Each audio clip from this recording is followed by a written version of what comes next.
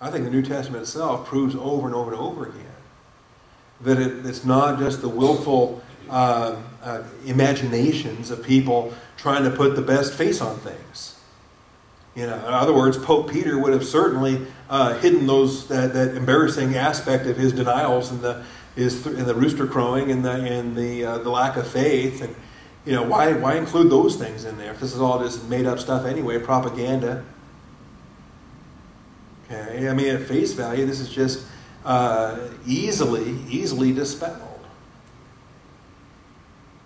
Similar criticism is at the basis of traditional form and redactional criticism. And we get into this later on in the Bibliology, chapters 19 and chapters 26. When we learn about the damage that the higher critics did, the damage of the Tübingen school, the damage of the liberal criticism in Germany in the 1900s, right? The 1800s, 1900s. It's sad. It's sad because even though so much of their ridiculous conclusions have been disproven, right? JEDP, for example, the so-called authorship of the Pentateuch, the denial of Moses' authorship, and all these things, the existence of Q as this magical source document behind Luke and Mark, all these other things, all these things were the product of German liberalism. And almost all of it today, now, 2 centuries later, has been thoroughly disproven by conservative theology. But guess what? It doesn't matter. It doesn't matter because it's accepted. It is the accepted dogma. It is the accepted reality in the liberal schools of Christianity that, Moses didn't write the Pentateuch. You have the Yahweh author, the Elohim author, the Deuteronomy author, the priestly author, the JEDP sources of the Pentateuch. You've got all this liberal garbage about, there was the Apostle John, there was John the Elder, there was all these other so-called Johns that wrote these different things, and rather than John the son of Zebedee who wrote the Gospel and the Epistles and the book of Revelation, and all these other really reconstructions. There was Proto-Isaiah, Deutero-Isaiah, Trito-Isaiah, okay, according to all these experts who examined the text and found writing differences in their expert opinion. Isaiah came through 3 different sources, all kind of compiled together in a later aspect. Well, Jesus quoted from all 3 sections of Isaiah, and he called them all Isaiah. So how do you like them? I'll trust Jesus instead of those smart guys. Okay. Anyway, well, we'll get into that. I'm eager to get into that because I think far too believers know anything about it. And I've been hating it ever since 1992, I think, when I first got exposed to it. It's been breaking my heart. How many believers are sold down a path of an inferior Christianity because they think that this is not the Word of God. This is the tradition of church fathers that kind of compiled it together from whatever goofy sources they came across. I find it heartbreaking. So that's the psychological objection. The hermeneutical objection. Perhaps the most radical form of historical relativism is the deconstructionism, which treats history as literature. That, don't view it as an actual narrative. Don't view it as actual events. All right? The woman didn't really eat the fruit. She didn't really give it to her husband. He didn't really eat the fruit. All right? Those didn't happen. Those weren't events. Those are stories. And those are stories that were crafted in order to teach a moral point. Okay? In the Exodus, that didn't really happen. The Jews, they weren't slaves in Egypt. History isn't really history. Okay? And it's remarkable, they say these things, and yet on what evidence? On what basis? How do you say these things? Well, because other liberals said so. And they quote each other. But they wouldn't do that with other records. Would they pick up Caesar's Gallic Wars, and would they read it and say, Julius Caesar didn't really invade Gaul? Those are just stories that were designed to communicate a moral... No, they would say, hey, look at this. Caesar invaded Gaul. Okay?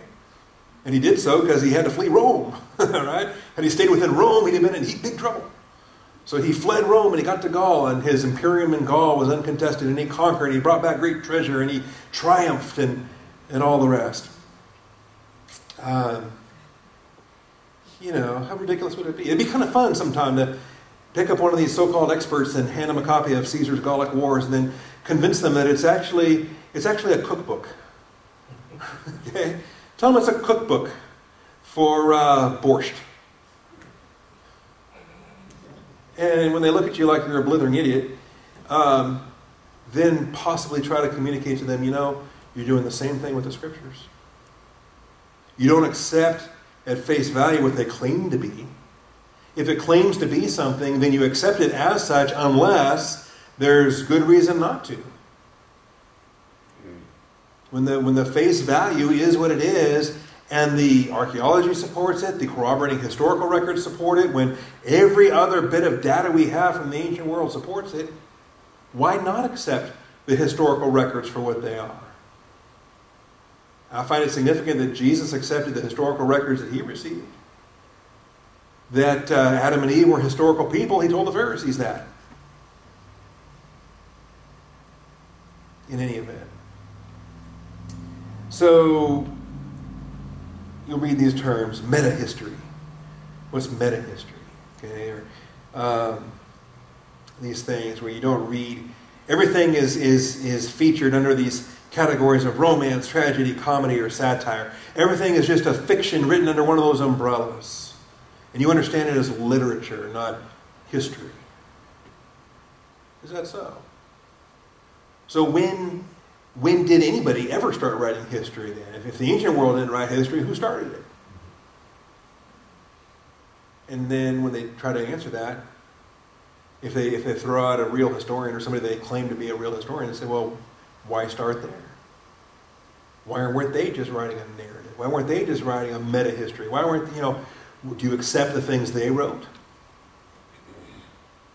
And if you're going to apply the same standard to their histories as you do to the Scriptures, where does it stop? At that point, history doesn't exist. It can't. Not with all their flawed philosophies. Did you read I posted on Facebook the other day, I don't know if you saw, there's a text that's cited in this bibliography about doubting the existence of Napoleon. Did you see that? I'll talk about it as we have time tonight. I'll discuss that. It came up earlier, actually, in chapter 3. He cited that text, and now it's cited again in this chapter. And I got since it was the second time we'd come across it, I said, well, I wonder if that's available. Sure enough, it's on Amazon. You can get it for your Kindle. It's free. It's public domain source. But this the Archbishop of Dublin, he later went on to become, before he was appointed to that position. Anyway, one of his theses that he wrote was doubting that Napoleon Bonaparte ever existed. Okay, and he wrote this in 1809. Okay, within a decade of Napoleon's defeat, and it's just illogical. It's not believable. It's just improbable. How could a guy lose 5 armies and keep getting entrusted with more armies, right? And be exiled and then get released and then raise another army. And it's just how the French would never do such a thing. The English would never do such a thing. Nobody would ever do such a thing. And so his conclusion was it's so highly improbable he never existed. And all the newspaper accounts, we can't trust newspapers, right? Newspapers have an agenda. And politicians, they've got an agenda. And they just invented a Napoleon character to scare the British into paying higher taxes. It was all just, it's like 9/11 was an inside job. Okay? Brilliant piece of satire, a brilliant piece of the essay was unbelievable. So anyway, it's cited in here, and at the end of the hour I'll show that to you also as we have time. So here's the response. And I think we've made many of these points already. But the idea that because our knowledge is fragmentary, we can't have any knowledge of all is ludicrous. The idea that if you're not omniscient, you can't know anything. If by objective, the subjectivist means absolute knowledge, well then, sure, I agree with you. Nobody knows anything. No human historian can be objective. But is that really a fair definition? On the other hand, if objective means accurate and adequate, you see the difference? If by an objective historical account, an objective historical account. By that I mean an accurate and adequate presentation that reasonable people should accept. Then the door is open to the possibility of objectivity. By the way, I'm looking for an objective history of the Western settlement of the United States of America. It's hard to find one. It seems that everything is all about, the wicked white man stealing the red man's land, and we're all just, brutal colonizers and conquerors and so forth. And the Native Americans, of course, were pure as the wind-driven snow and living at peace with the universe and so forth. They were cannibals. They were slavers.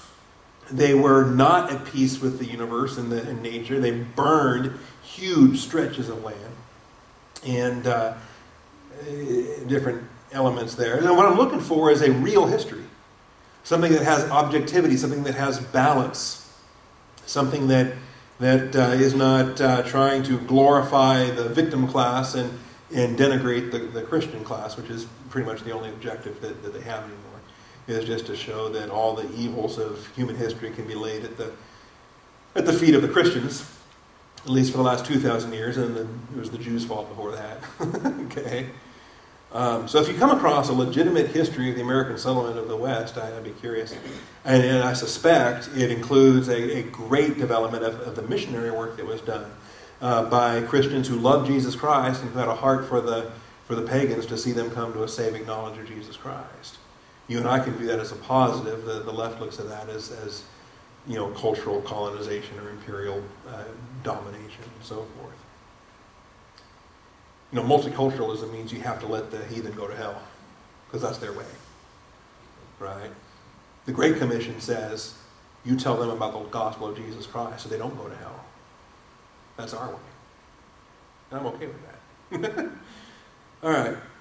Anyway, back on track. Sorry. Nevertheless, if you know of a good history, shoot me an email. I'd like to see that. All right. No, historians can be objective and historians can be subjective, and some are better than others, and you see it for what it is. What one does with data, that is, what meaning or interpretation he gives to them, can in no way eliminate the data. The fact is, we're dealing with points. We're dealing with data points. We're dealing with a battle was fought here. We can dispute some of the details, some of the ways that maybe it's romanticized, some of the finer things. Were they embellished? Undoubtedly, they were embellished. But the battle was fought between the Persians and the Greeks there. And the Greeks were the winners. We can all agree on that, right? And, they won Marathon. They held off at Thermopylae long enough for the city-states to raise their defenses and so forth. The 300 Spartans, they lost, but they held out long enough. And we have a basic framework that we all can agree to. And the fact that we don't know everything does not mean that we don't know anything. All right? And are there points, the fine points that we'll have to add or flesh out or adjust? Of course. We'll always do that. No problem with fragmentary accounts. We may conclude then that history need be no less objective than geology, for depending on fragmentary accounts. You know how fragmentary geology is? You know how fragmentary the fossil record is? They find one little pig bone and they reconstruct an entire civilization, okay? Or something ludicrous like that. They actually manipulate their evidence. They take a human skull and they pop the jawbone out of joint to make it look more apish. Okay? And then a forensic dentist comes along and says, that's just out of joint. Pops it back in a joint. It's a human skull. No problems there. No, fragmentary, it's not problematic.